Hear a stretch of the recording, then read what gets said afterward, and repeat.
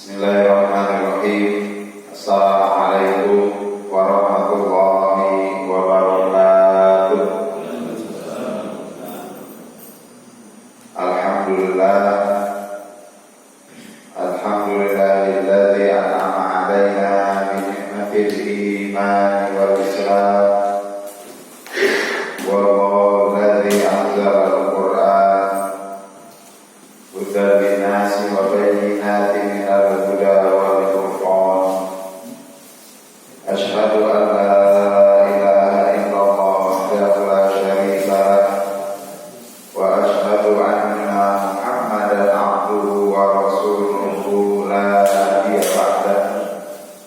Allahumma shalli wa sallim wa barik ala habibina wa syafi'ina wa maulana Muhammadin sallallahu alaihi wasallam wa ala alihi wa ashabihi wa man tabi'ahum bi ihsan ila yaumiddin wa ba'd. Ayyuhal hadirun, usikum wa iyaya bi taqwallah faqad fazal muttaqun.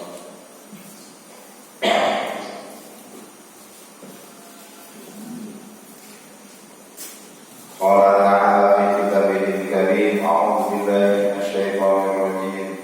Ya ayyuhalladzina amanu taqullaha haqqa tuqatih wa la tamutunna illa wa antum muslimun.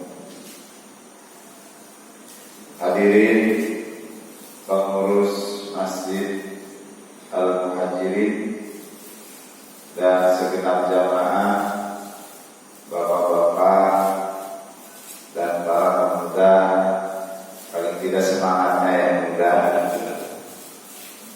yang saya cintai, saya hormati, dan mudah-mudahan kita semua diberi rahmat oleh Allah Subhanahu wa Ta'ala. Bersyukur kepada Allah Subhanahu wa Ta'ala, di pagi yang cerah ini kita bisa melaksanakan rangkaian kewajiban kita ibadah sholat subuh berjamaah, dilanjutkan dengan duduk di majelis ilmi. Mudah-mudahan kita digolongkan ke dalam hamba-hamba Allah yang sholih. Amin. Bagian dari solusi akhir zaman menghadapi berbagai fitnah, maka yang perlu kita abadikan adalah hadir duduk bersama orang-orang soleh. Mudah-mudahan bukan hanya hadir dan duduk, kita juga bisa membaca ayat-ayat Al-Quran, memahami ayat-ayat Al-Quran, sehingga tergambar untuk mengamalkannya, dan kemudian Allah melimpahkan hidayah kepada kita untuk mudah bagi kita mengamalkan ayat-ayat Al-Quran. Amin Allahumma. Maka kita ungkapi pujian kita kepada Allah dengan harapan dan doa, mudah-mudahan kita mendapatkan ilmu yang bermanfaat dan kita diberikan kekuatan untuk memanfaatkan ilmu-ilmu yang telah kita dapatkan. Allahumma anfa'na bima 'allamtana wa 'allimna ma yanfa'una. Rabbana zidna ilman nafi'an warzuqna fahma. Allahumma inna nas'aluka ilman nafi'an wa rizqan halalan thayyiban wa amalan mutaqabbalan. Selanjutnya sholawat dan salam terlimpah kepada teladan kita Nabi Muhammad sallallahu alaihi wasallam, keluarganya, sahabatnya, dan para pengikutnya, termasuk kita di antaranya. Jamaah syukur rahimahumullah, kita lanjutkan kajian kita memahami ayat-ayat Al-Quran dengan metode tafsir tematik. Insya Allah pagi ini kita membahas beberapa ayat di surat An-Nisa, tapi supaya tidak lepas dari ingatan dan semangat kita mengkaji Al-Quran dari awal, nanti saya akan bikin coretan, menuliskan kembali korelasi tematik surat-surat sebelumnya hingga surat An-Nisa. Jamaah syukur rahimahullah, sebelum saya sampaikan menghubungkan keempat surat,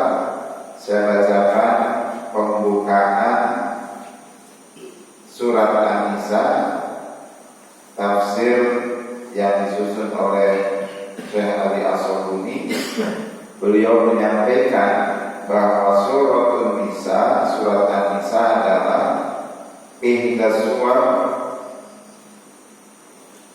al-madaniyah at-tawilah, salah satu surat yang diturunkan di Madinah, dan ini bagian dari surat yang panjang.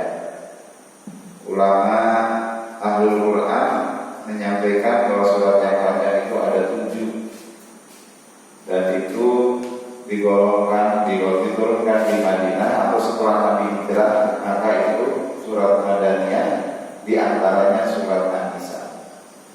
Ciri-ciri surat Madaniyah adalah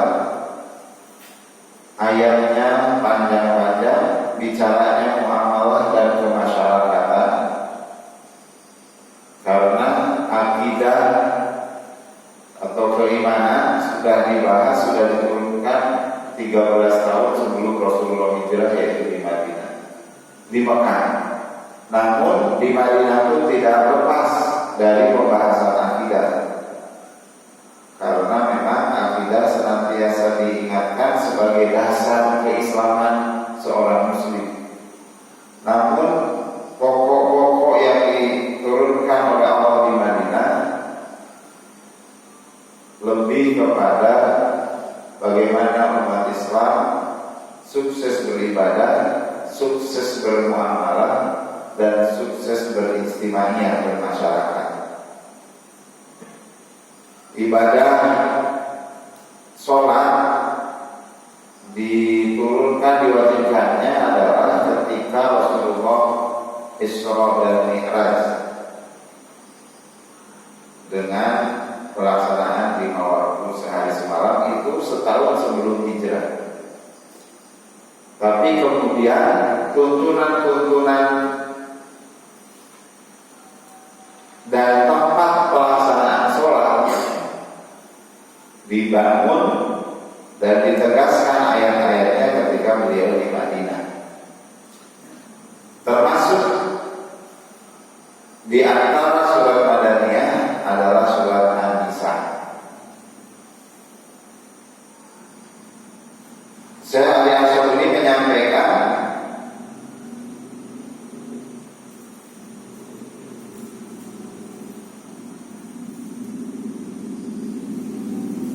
waqad ta'addasa suwarul karimah an umurin hadah tata'allamu bil mar'ah. Jadi nyata bahwa pembahasan di surat An-Nisa adalah hal-hal yang banyak berkaitan dengan wanita.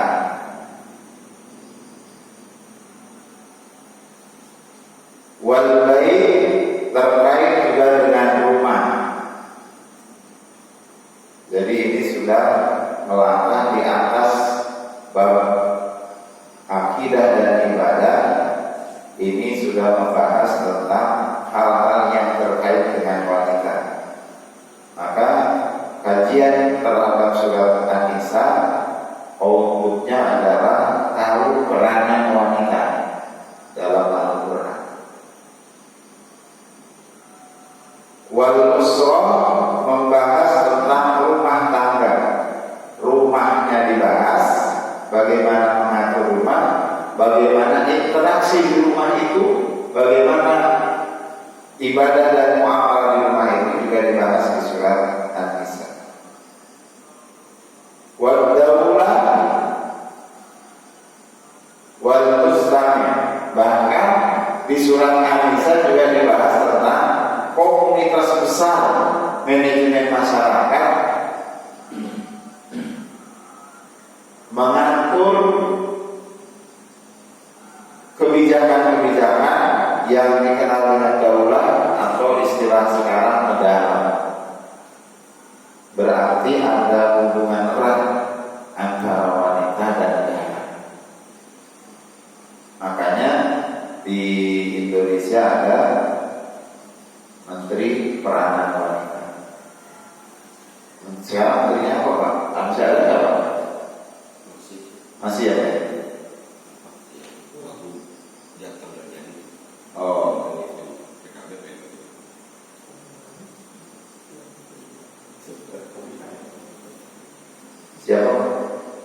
Menteri.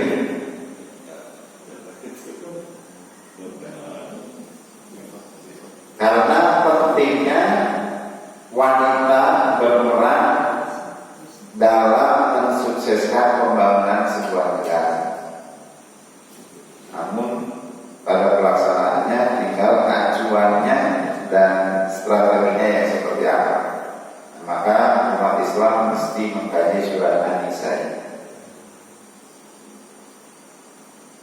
Dan bahkan membahas tentang kemasyarakatan.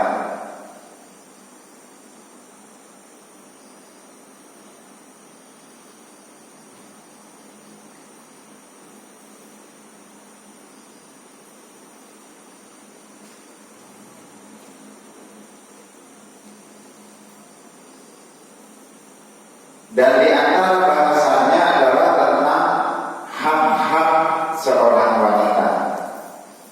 Maka nanti di ayat 19 surat An-Nisa ada kalimat bagian dari ayat Allah, wa ashiruhunna bil ma'ruf. Dan pergaulilah wanita-wanita dengan cara yang ma'ruf. Dari kata arafah itu mengetahui, mendalam. Maka kita sering menggandengkan arif dan bijaksana. Jadi bukan hanya sekedar tahu, tapi pengetahuan yang mendalam. Ma'rifah sudah mengumpulkan pengetahuan, pemikiran dan perasaan, sehingga menghadirkan kebijaksanaan bagaimana orang yang menggaul istri dengan ma'ruf itu dia memperlakukan istri dengan penuh kebijaksanaan. Wa ashiruhunna bil ma'ruf. Nanti di ayat 34 surat An-Nisa dijelaskan tentang kepemimpinan laki-laki terhadap wanita dan target pembinaan wanita yang ideal seperti apa.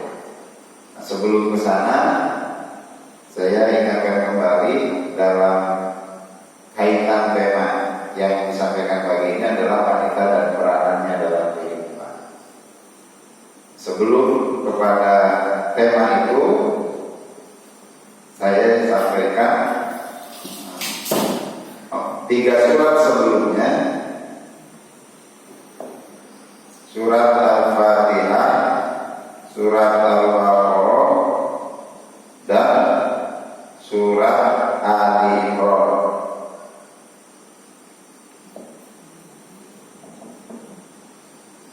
Al-Fatihah membahas atau temanya adalah membahas prinsip atau pedoman pribadi Muslim yang ideal, yang senantiasa berikatan dengan Allah, dengan basmalahnya, yang senantiasa bersyukur dalam semua aktivitas kehidupannya, diawali dengan ucapan alhamdulillah, ditindaklanjuti dengan amal soleh, dan sadar sepenuhnya bahwa yang dia miliki tidak lepas dari kehendak Allah, sehingga tidak ada kesombongan pada dirinya, semuanya mengembalikan kepada Allah.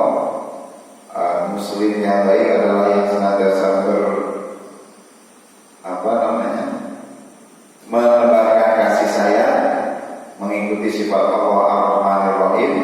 Muslim yang baik orientasinya akhirat, maliki yaumiddin, yakin semua yang dilakukan di dunia akan dibalas oleh Allah di akhirat, sehingga dia berhati-hati menjauhi kemaksiatan dan produktif dalam amal-amal soleh. Muslim yang baik adalah yang berikrar beribadah kepada Allah, mohon pertolongannya kepada Allah.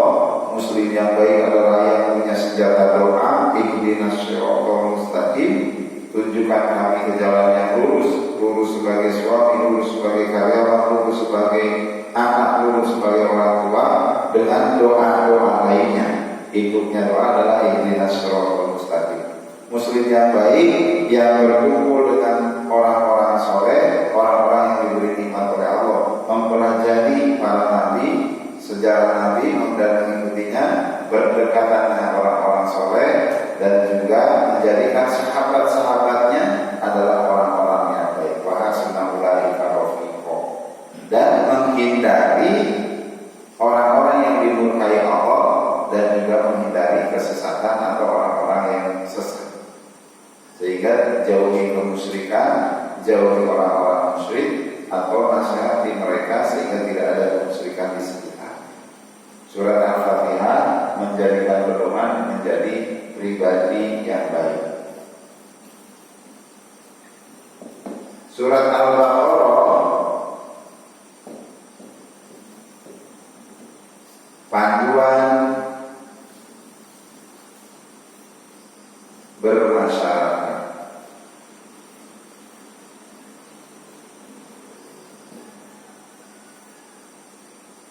Bagaimana pribadi yang baik itu akan bermanfaat dan dirasakan kemanfaatannya, mereka harus turun di masyarakat.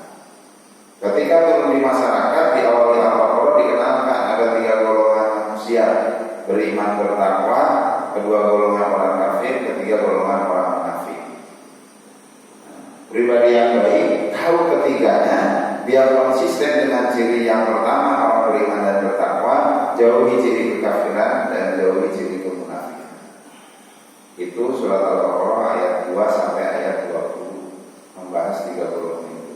Dan 3 golongan itu penting diketahui sehingga Allah ungkapkan kembali, firmankan kembali, bahkan dijadikan judul surat.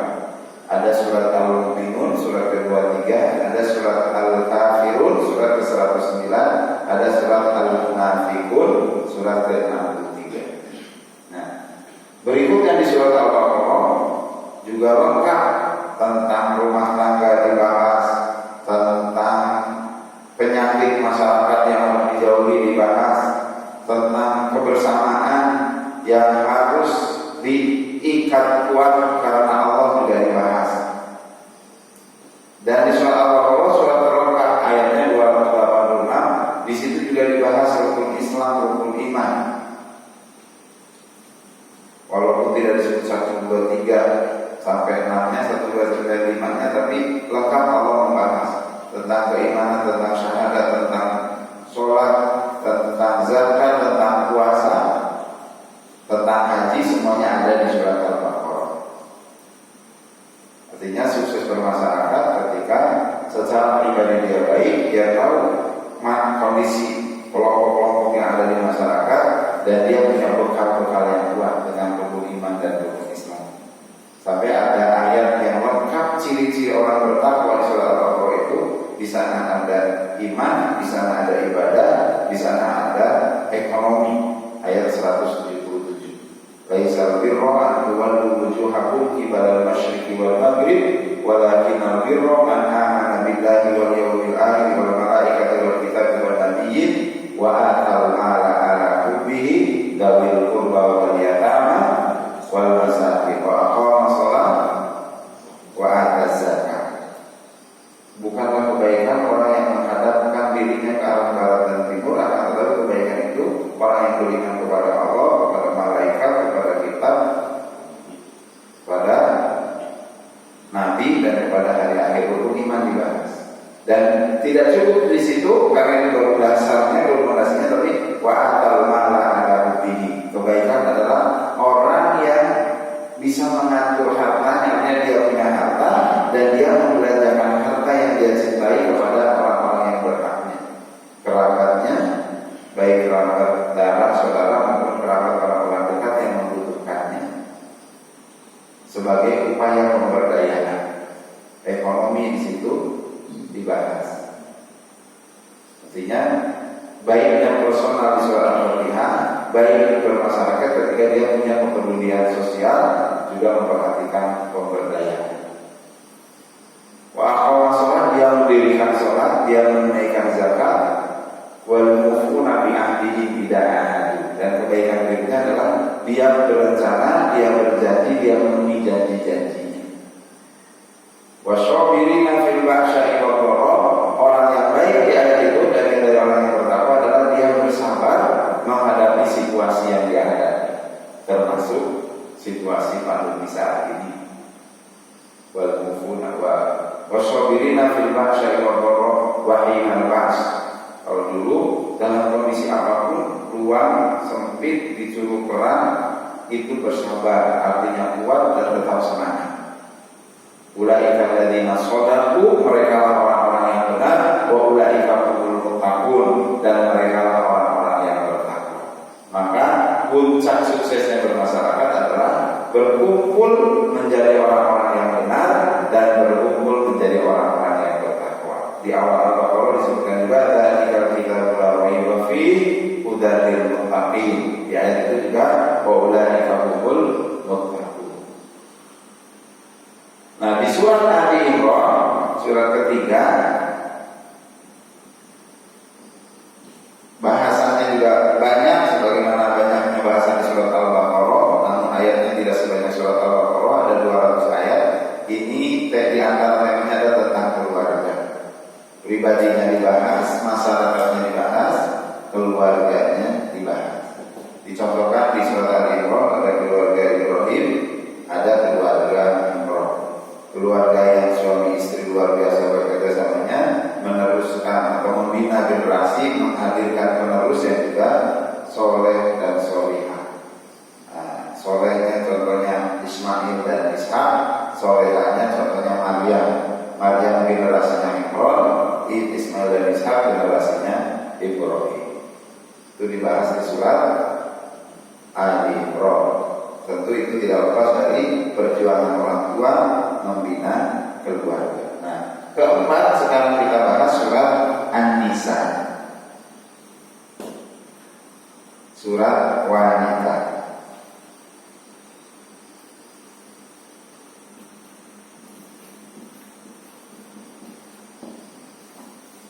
Pribadi terjun ke masyarakat tidak boleh lupa harus membangun keluarga, dan di antara yang penting lagi dan adanya kesolehan wanita. Nah, di surat An-Nisa ini dibahas tentang wanita.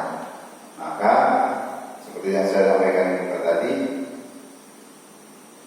puncak atau hasil dari pemahaman membahas surat An-Nisa adalah kita mengetahui peranan wanita. Penting ini dibahas di ibu-ibu, tapi lebih penting juga dibahas di bapak-bapak, karena bapak-bapak sebagai pemimpin bagi para wanita. Kita perhatikan surat An-Nisa ayat 34, sebagian insyaallah kita hafal. A'udzubillahi minasyaitonirrajim. Bismillahirrahmanirrahim.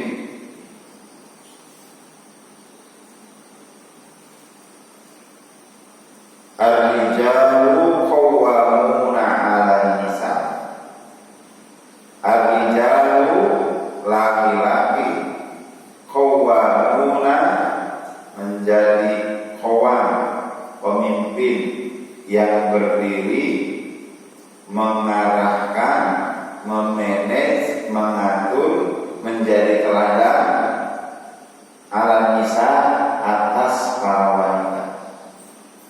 Karena di rumah wanita itu bisa istri, bisa anak kita, istrinya juga bisa satu, bisa dua, bahkan sampai 4. Yang penting adil, dan tujuan berumah tangga sakinah, mawaddah, warahmah. Saya tidak membahas bilangan 2, 3, 4-nya. Nah, kita wanitanya saja. Laki-laki menjadi pemimpin atas wanita. Bima faddalallahu ba'dahum 'ala ba'din. Di antara pemahaman yang harus kita miliki atau logika yang ada, bahwa layaknya seorang laki-laki memimpin wanita karena memang sudah Allah berikan kelebihan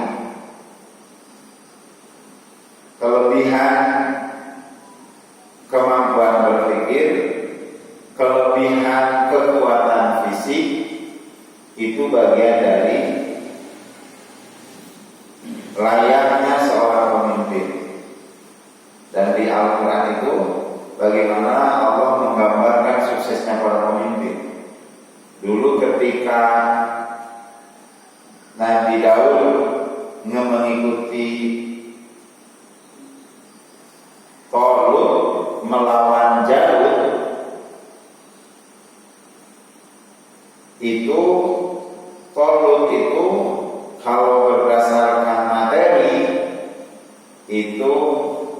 ditolak oleh Bani Israel sebagai pemimpin.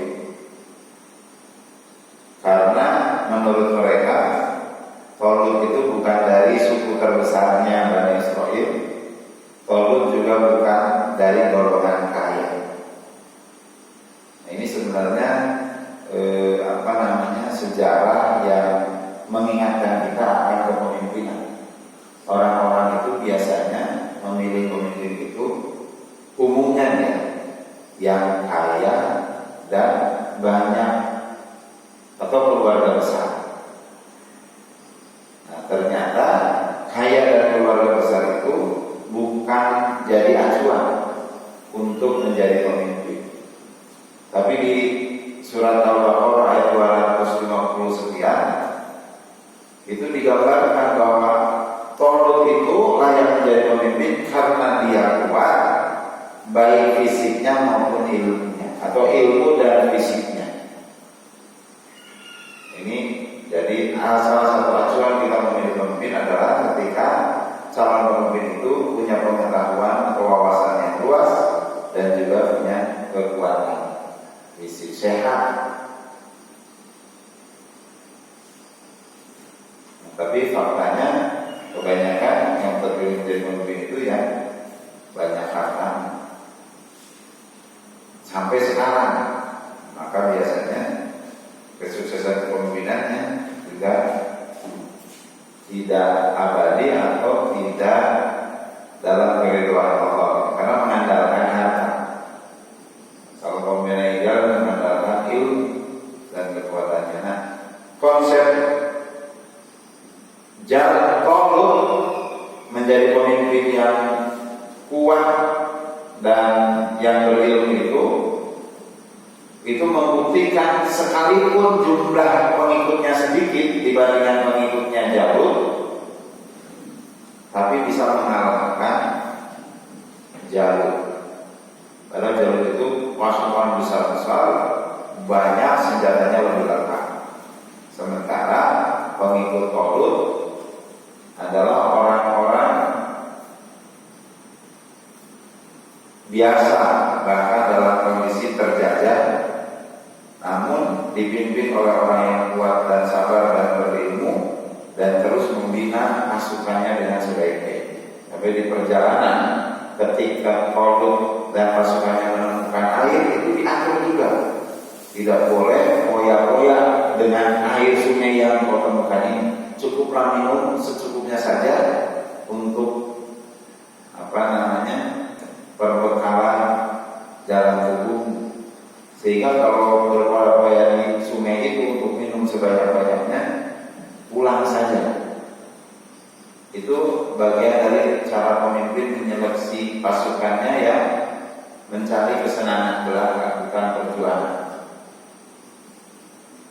Dan di pasukan itu ada seorang remaja pemuda, masih muda banget, yaitu Daud. Nah, ternyata yang mengalahkan Jalutnya itu justru adalah pemuda yang punya semangat tinggi, yaitu Daud, yang kemudian menjadi pengganti Tolut ke depan, menjadi pemimpin, menjadi nabi dan rasul, Nabi Daud alaihissalam. Nah, apa konsep kepemimpinan di situ adalah pengetahuan, kekuatan dan semangat. Jadi Nabi Daud itu ketika mau ikut itu tidak sedikit yang menghina. Kamu anak kecil, kamu remaja, kamu anak kecil belum tahu apa. Tapi ternyata punya nilai semangat yang tinggi dan punya strategi yang tinggi. Tentu itu tidak lepas dari ilham atau wahyu dari Allah.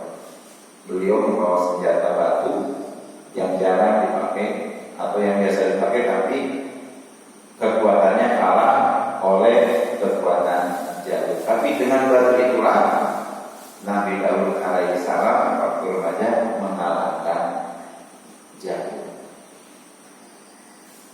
Punya kekuatan, punya wawasan dan strategi, serta punya semangat yang tinggi. Nah, di ayat ini laki-laki itu diberi kelebihan dalam hal ini. Maka kesuksesan berumah tangga atau memimpin rumah tangga, seorang suami harus punya wawasan yang luas, harus punya semangat yang tinggi, tidak gampang mengklaim karakter istrinya dengan senilai sebuah kenegatifan. Maka di ayat 19-nya, di ayat 19-nya ini mengingatkan bagaimana sikap pemimpin yang harus dimiliki oleh laki-laki dalam melihat istrinya atau melihat wanita.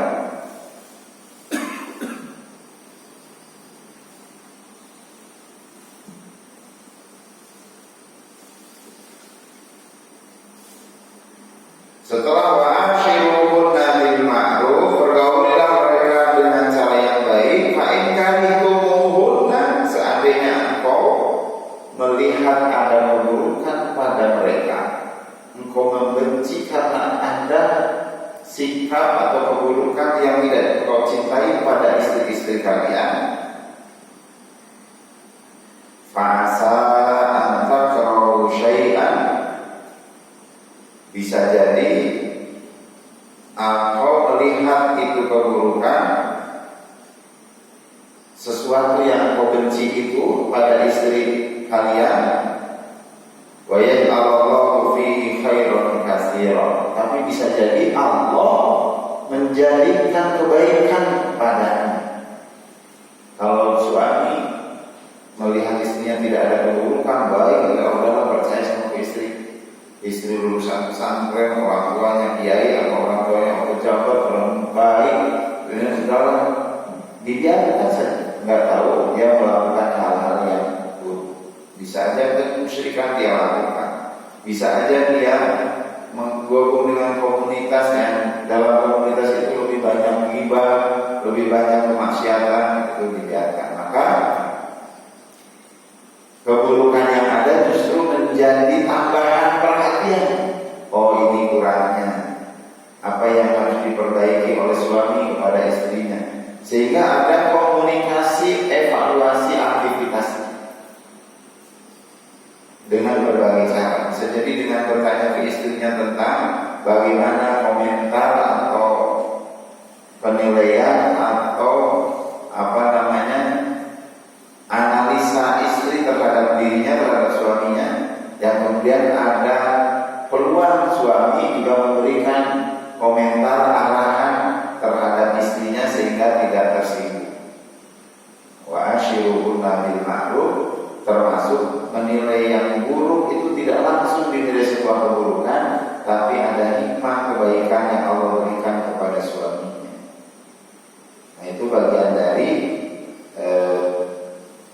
teori atau manajemen kepemimpinan yang dimiliki oleh suami terhadap istri.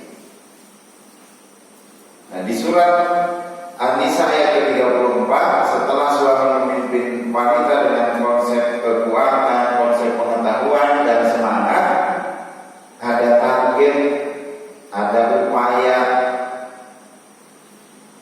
target yang harus dimiliki oleh istrinya, yaitu fasolihatu, istrinya itu dapat menjadi wanita yang soleh, qanitatun, yang taat kepada Allah, Rasul dan suaminya, hafizatun bil ghaib, yang bisa menjaga diri amanah dalam kondisi gaib, artinya tidak ada siapapun. Pertama, as-solihah,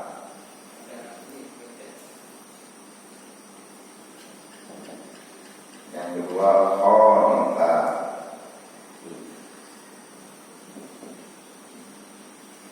yang ketiga hafizah,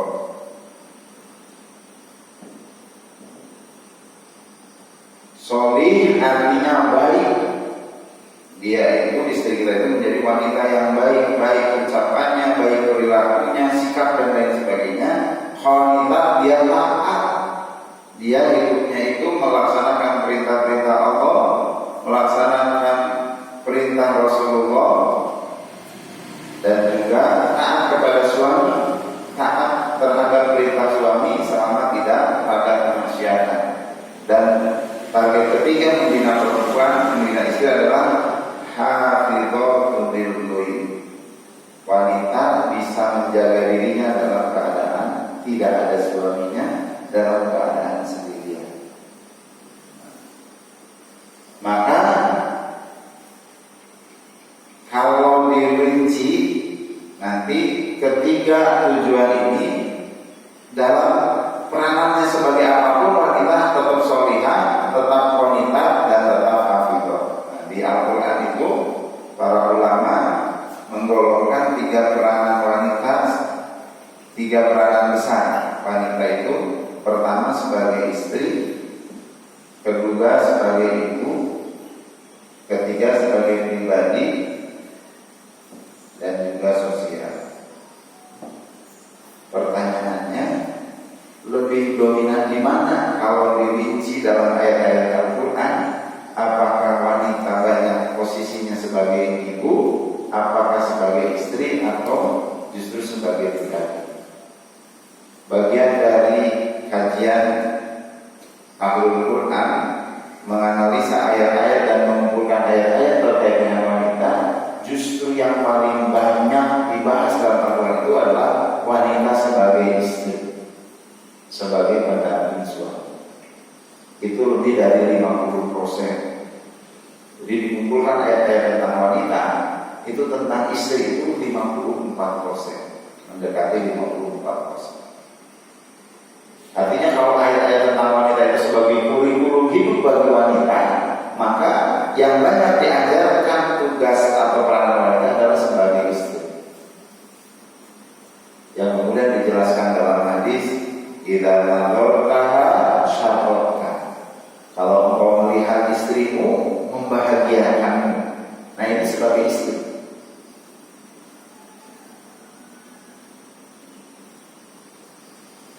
Kemudian ada dalam hadis lain, seorang istri itu kalau suaminya minta untuk bareng hubungan suami istri sekalipun dalam tenggangan, maka dia turun untuk memenuhi ajakan suami. Ini sebagai istri.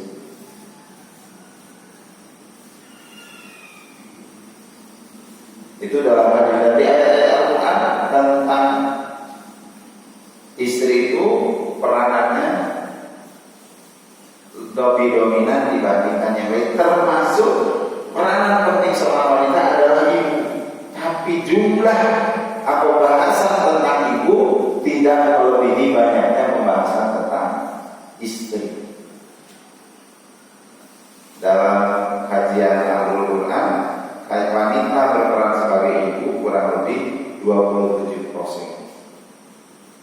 Artinya ayat-ayat yang membahas tugas wanita sebagai ibu tidak lebih banyak, bahkan nyaris 50% dari tugas seorang istri. Padahal tugas ibu itu luar biasa. Di surat Al-Baqarah digambarkan, wal walidatu yurdina auladahunna haulaini kamilaini. Seorang ibu yang melahirkan anak hendaklah dia menyusui bayinya 2 tahun sempurna. Ini tugas yang tidak bisa digantikan oleh orang lain, yaitu tugas ibu. Dan Allah memang berikan fasilitas itu. Ibu itu perasaannya lebih halus, emosionalnya lebih tinggi, sehingga punya perhatian lebih tinggi terhadap anak. Anak kita menangis, bapak-bapak paling yang dekat udah diam. Tapi bagi ibu, kenapa saya diusap-usap, mananya yang sakit, ada apa? Ayo sini ibu peluk. Ibu dengan anugerah yang Allah berikan diamanahi tugas besar sebagai ibu, karena memang punya kelebihan-kelebihan sehingga mengemban amanah ibu. Salah satunya adalah menyusui bayi dengan selama 2 tahun sempurna, tidak bisa digantikan oleh siapa. Namun tetap seorang wanita itu lebih besar perannya sebagai istri. Ada rumah tangga yang tidak diberi anugerah anak, artinya wanita istri itu belum berperan sebagai ibu. Tapi kalau dia berperan sebagai wanita sholihah, sebagai peranan sebagai istrinya dijalankan, maka insya Allah tetap rumah tangganya harmonis. Karena fungsi besarnya dia lakukan. Dan itu sebagai gambaran bahwa tidak semua wanita bisa menjadi, lebih banyak wanita yang menjadi istri. Yaitu dalam kasus tadi, ada wanita menikah tapi tidak punya anak. Nabi Zakaria itu menikah dengan istrinya berpuluh-puluh tahun belum punya anak.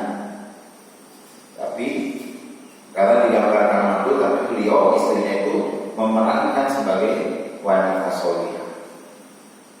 Maka kemudian ketika ada titipan untuk membesarkan mendidik anak, yaitu Maryam, saudari-saudaranya, Maryam itu anaknya Imron, dibahas di surat Al-Imron. Imronnya meninggal ketika istrinya hamil 2, maka Maryam dibesarkan oleh ibunya sampai waktu menyusui. Tapi ketika sudah waktu pendidikan, maka dititipkan atau diserahkan pendidikan dan pengasuhannya ke Nabi Zakaria. Nah, sebagai istri solihah, istrinya Nabi Zakaria itu ikut mendidik anak-anak itu, anak asuhnya itu, karena taatnya kepada suami. Dia belum menjadi ibu kandung, tapi karena ada suami sebagai istri, maka dia ikut memelihara dan membina Maria. Sehingga dalam teori atau dalam pemahaman umum, beliau sudah tidak mungkin punya anak karena mandul, dan Nabi Zakaria sudah sepuh. Allah anugerahi anak. Atas kekuasaan Allah, Allah hadirkan kandungan di istrinya, yaitu Yahya. Maka kemudian Nabi Zakaria punya keturunan seorang nabi, yaitu Nabi Yahya alaihi salam. Nah, itu anugerah istri yang taat kepada suami. Nah, beda lagi dengan gambaran ketika istri tidak memenuhi kewajibannya sebagai istri. Contohnya istrinya Nabi Lut, contohnya istrinya Nabi Nuh. Sudah dibina, sudah diarahkan, tapi tidak menjadi wanita solihah. Itu berdampak kepada anaknya juga, berdampak kepada masyarakatnya juga. Masyarakatnya Nabi Lut yang homoseksual itu didukung oleh istrinya. Istrinya Nabi Lut, ada para malaikat menjadi tamunya Nabi Lut dalam bentuk manusia yang tampan-tampan. Istrinya Nabi Lut ngabari ke masyarakat. Maka bagian dari dampak kemaksiatan umatnya Nabi Lut dan juga didukung oleh istrinya, tanahnya kemudian dibalik, mereka kemudian dikubur dalam timbunan tanah dan bebatuan. Dan Allah sebelumnya menyelamatkan Nabi Lut. Demikian juga Nabi Lut berdampak kepada anaknya. Maka wanita sebagai istri kalau berperan baik akan berpengaruh terhadap masyarakat. Apalagi nanti dilanjutkan dengan peranan wanita sebagai ibu kalau baik, berperan terhadap generasi yang nanti akan berperan terhadap kemajuan sebuah negara. Nah, di surat An-Nisa dibahas tentang. Nah, kalau peranan istri di luar surat An-Nisa, itu di surat Al-Baqarah dibahas. Nisa hukum harsulakum fa'tu harsakum an-nasyitu. Bagi laki-laki, perempuan itu ibarat ladang yang harus ditanami, harus dipelihara. Nah, tentunya dia berperan membahagiakan suaminya. Karena kebun yang baik itu adalah yang membahagiakan penanamnya, subur, kemudian tumbuhannya baik. Kalau berbuah, buah-buahannya baik. Tapi subjek dominan di ayat itu adalah suaminya. Tanaman atau kebun yang baik itu justru karena peranan suami yang baik dalam bercocok tanam. Sikap yang baik terhadap istri akan menghadirkan respon atau hasil yang baik dari istrinya. Cara bercocok tanam yang baik, cara memberi pupuk yang baik, cara menyiram kebun yang baik, cara membersihkan kotoran dari kebun yang baik, itulah yang akan pada indahnya dan produktivitasnya kebun yang dia tanam. Sehingga peranan istri itu dibina oleh suami, tapi kemudian istrinya itu mengikuti pembinaan dari suami yang membuat timbal balik keduanya saling senang, saling menyenangkan, dan saling membahagiakan. Surat Al-Baqarah ayat 223. Nah, di surat Al-Baqarah ayat 187, peranan wanita sebagai istri adalah kunna libasul lakum. Istri itu menjadi pakaian bagi suami. Nah, ini posisi wanita berperan sebagai istri, diantaranya adalah ketika wanita bisa menjadi pakaian bagi suami, memperindah suaminya, baik kata-kata. Jadi kalau istri punya suami berkata-kata tidak baik, tidak dibiarkan, karena dia berusaha menjadi pakaian yang memperindah suaminya. Diingatkan, abang ganteng, aku mencintai abang penuh dengan segala hal, namun ada yang aku harapkan lebih baik dari abang dalam berkata-kata. Emang kenapa? Kata-kata abang itu gini, kalau abang ngomong aku itu lebih sakit. Di sini istri yang soleh itu berusaha memperindah suami, memoles yang kurang pas, dan suami harus siap juga untuk diberi masukan oleh istri, sehingga suami membuka diri kepada istrinya untuk mau dikoreksi. Karena di ayat itu juga kunna libasul lakum wa antum libasul lahunna, dan suami harus menjadi pakaian bagi istri. Demikian juga suami ketika mau memperbaiki istrinya dengan kata-kata yang indah dalam rangka ingin memperindah pasangannya. Pakaian juga menutupi kekurangannya. Pakaian juga melindungi yang memakainya. Suami harus bisa melindungi istri, dan fungsi peranan istri juga melindungi suami. Termasuk dicontohkan oleh Khadijah ketika beliau gemeteran, beliau tidak nyaman menerima wahyu dengan melihat malaikat Jibril dalam bentuk yang luar biasa besar, membuat beliau tidak nyaman hingga tertidur, hingga ke ruang tidur ingin diselimuti oleh Khadijah. Khadijah menghiburnya dengan data dan fakta yang benar. Wahai Muhammad, wahai suamiku, engkau adalah orang yang amanah, engkau adalah orang yang baik, maka aku adalah orang yang meyakini yang menyampaikan kepada adalah malaikat. Perintah Allah. Engkau sebagai nabi, engkau layak sebagai nabi, engkau layak sebagai rasul. Kalau diterjemahkan dalam bahasa Inggris seperti itu, dalam rangka apa? Dalam rangka menghibur dan melindungi suaminya dari perasaan yang tidak nyaman.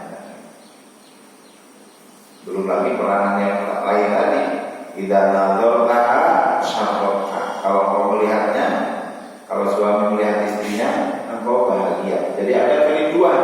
Kalau bapak-bapak suami di luar capek itu tidak kemana-mana, karena rindu ingin melihat istrinya yang bahagia. Dia pulang ke rumah, sehingga bapak juga harus membina istrinya untuk punya penampilan yang baik di rumah kita. Jangan sampai kalau mau kondangan baik, dandan lengkap, wangi, nah, ada suaminya biasa-biasa saja. Bahkan bukan biasa-biasa saja, memang kayak tidak mempersiapkan. Nah, ini juga yang perlu kita bangun.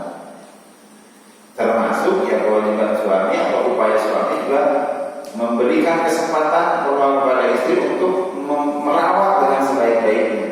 Tidak ditunggu saja, kamu harus penampilan baik, kamu harus wangi. Jangan sampai dibalikin. Mana untuk itu semua?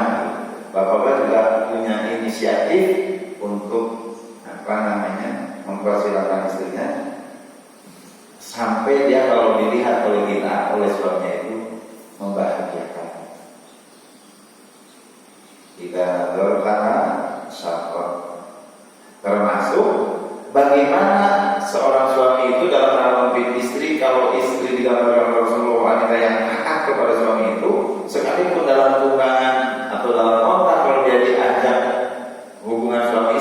oleh suaminya itu, dia harus turun mengikuti ajaran suami.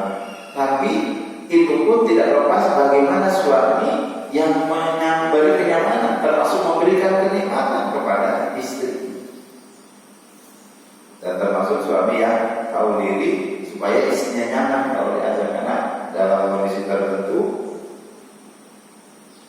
ada kondisi wanita yang tidak nyaman, misalnya seharian dia sudah ngurusin rumah, ngurusin anak, ada masalah lain, ada keluarga, suaminya tidak mau peduli. Maka bagian dari kepemimpinan laki-laki adalah punya kepedulian dengan pekerjaan-pekerjaan istri, termasuk mau mendengarkan keluhan atau curhatan istri.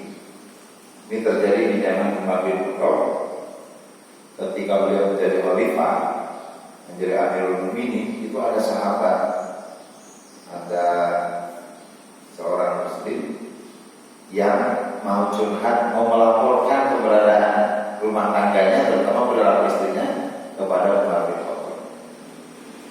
Jika cerita, si laki-laki itu merasa tidak nyaman dengan perilaku istrinya yang banyak ngeluh, banyak ngomel di depan suami. Maka beliau mau melaporkan istrinya ke Umar bin Khattab. Kurang lebih tergambar dalam dirinya dia, Umar, suami istriku begini, tidak tahu dia aku kerja capek dan kalau dia saya pulang dia ngomong gini, gimana ini harus menanganinya? Kira-kira seperti itu. Belum sampai ketuk pintunya Umar, belum berpuruk salam, beliau tidak jadi ketuk pintu dan kemudian membalikan langkah kembali. Kenapa? Karena di dalam rumah Umar, beliau mendengar istrinya Umar sedang berkata-kata dan Umar mendengarkan.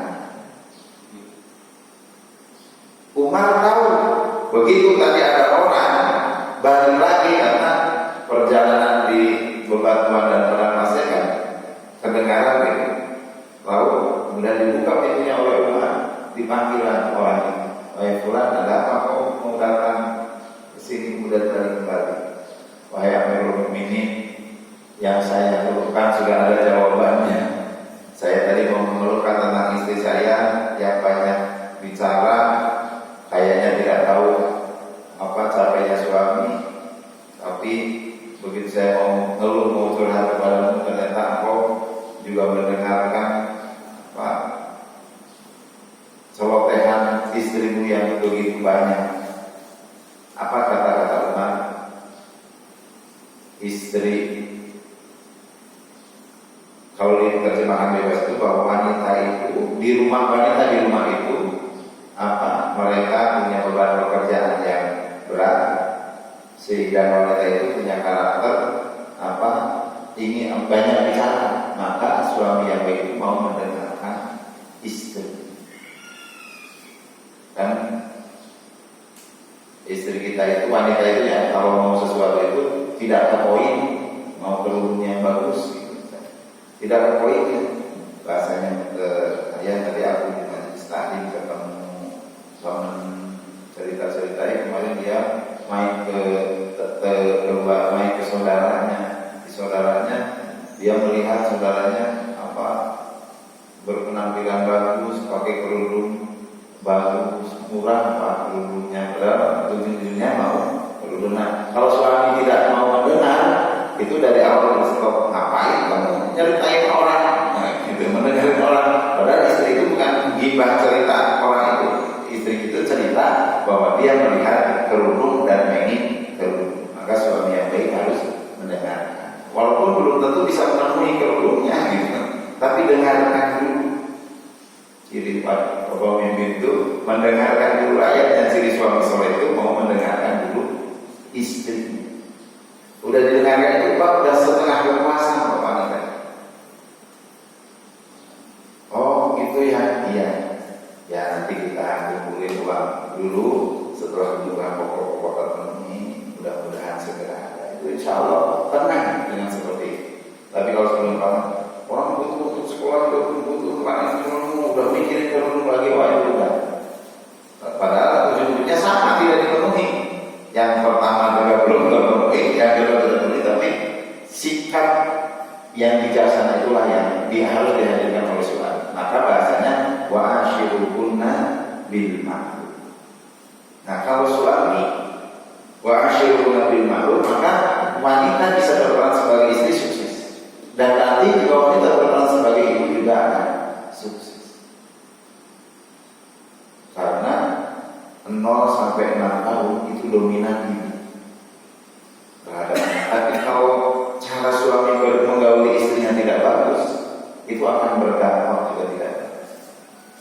Saya menemukan kasus ibu yang sering diomelin oleh suaminya dengan kata-kata kasar, bentakan dan sebagainya, apalagi saat itu berdampak kepada anaknya juga berkata-kata tidak bagus, bahkan ucapan kelancaran lisannya juga terganggu hingga anak umur 6 tahun itu belum berkata yang normal. Setelah sekolah ketemu guru ngaji, ketemu guru di sekolah, dia terus belajar diarahkan, barulah ada pengaruh pendidikan tambahan, anak itu mulai terang.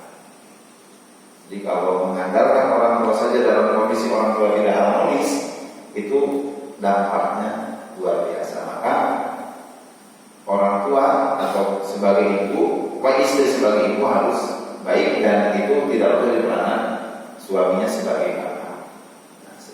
Padahal rumah itu adalah madrasatul ula, tempat pendidikan yang pertama. Harusnya anak muda kayak kasus tadi tidak setelah dia SD ketemu guru baru baik, harusnya juga dari rumah di 6 tahun pertama lah yang harus baik, karena 6 tahun itu adalah usia emas.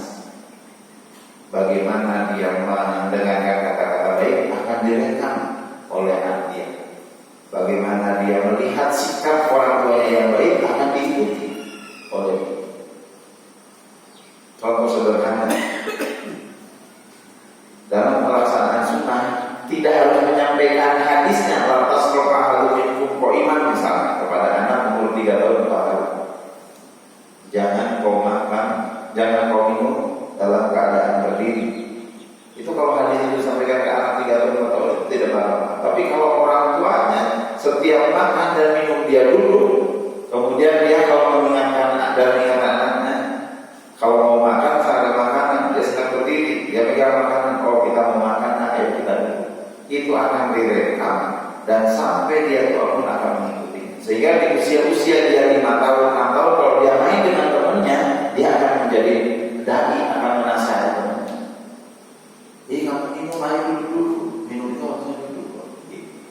Nah barulah nanti diajari dari dulu. Ini luar biasanya peran orang tua yang akan mempengaruhi generasi. Kalau baik akan berpengaruh kepada generasinya. Sama makan dan minum pakai tangan kanan dicontohkan kepada anak akan direkam. Nah ini hal-hal yang sederhana. Kata-katanya, sikapnya, perilakunya itu akan berpengaruh kepada anak. Kalau ibunya baik, anaknya baik. Bapaknya baik, ibunya baik, anaknya baik. Walaupun tidak 100%, tapi itu bagian dari logika teori pendidikan. Karena semuanya tidak lepas dari takdir Allah.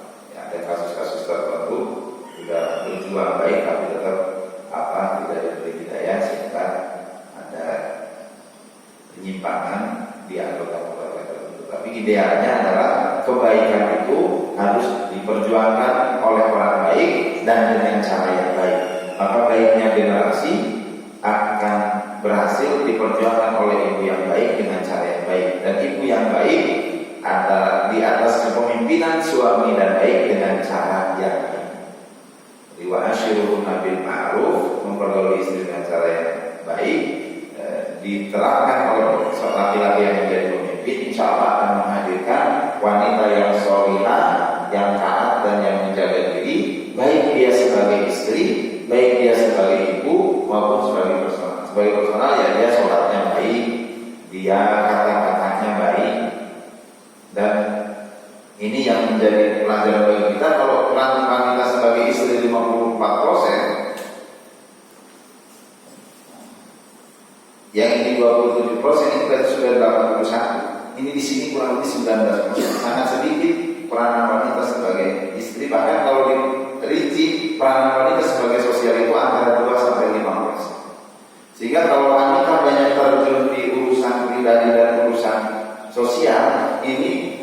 meninggalkan peranan ibu dan istri akan terjadi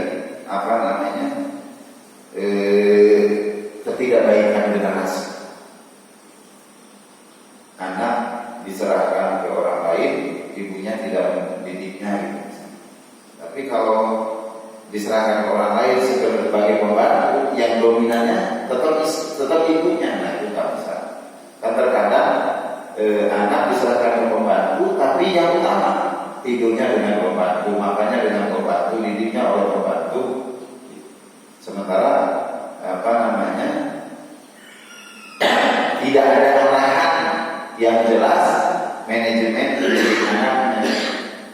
Kalau mau tidur tidak disuruh berdoa dulu gitu. Padahal mestinya kalau dia dititipkan ke orang lain kepada yang membantunya, itu tugasnya membantu itu kan nomor 2 asisten, bukan yang utama.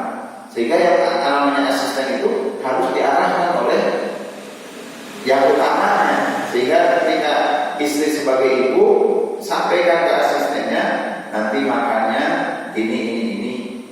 Kemudian jangan lupa sebelum makan pimpin doa, awali dengan basmalah. Setelah makan ajak doa, bersyukur kepada Allah dengan hamdalah.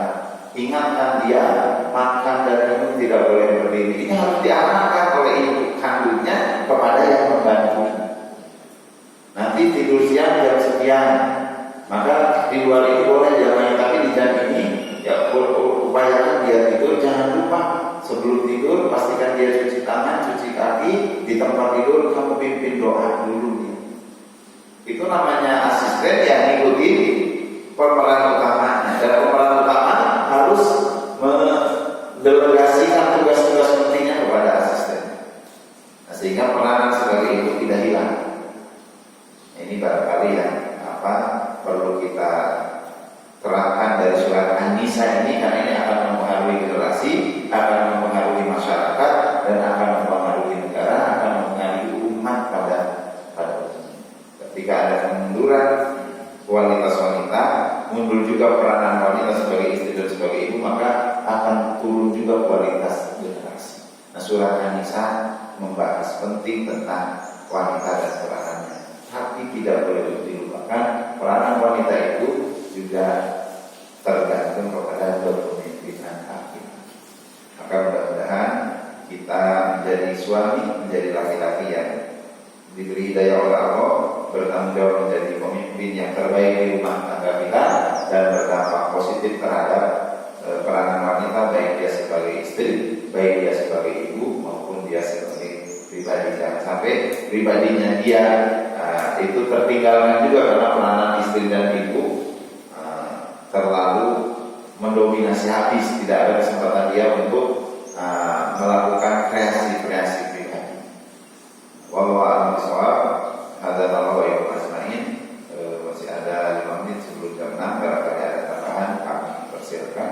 Mohon maaf bila ada kata-kata yang kurang berkenan. Assalamualaikum warahmatullahi wabarakatuh. Silakan Pak.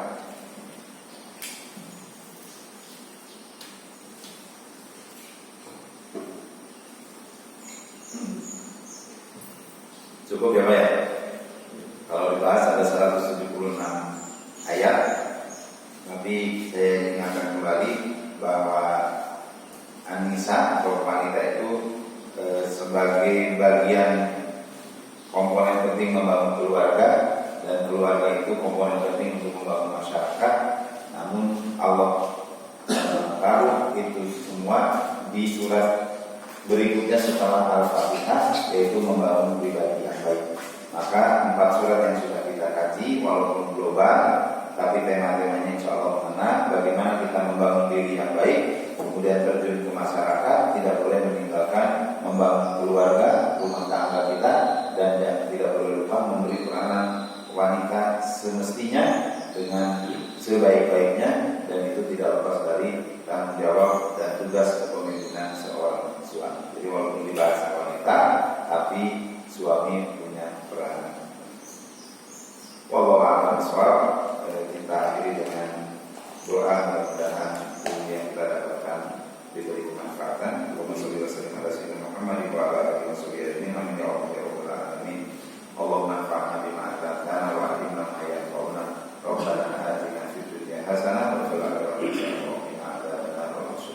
Islam wa husnul ladina amanu wa amilu sholihat wa tawassaw bil haqq